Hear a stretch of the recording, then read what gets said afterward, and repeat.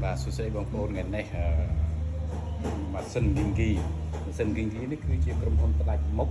ដែលជួយសម្រួលនឹងចលនាសរសៃដែលមានបញ្ហាកប់ស្ទះចុករួយមកខ្លួនប្រាណអារម្មណ៍មិនសះស្រាយថ្ងៃនេះទទួលភ្ញៀវប្រហែលអ្នកនៃគ្រូ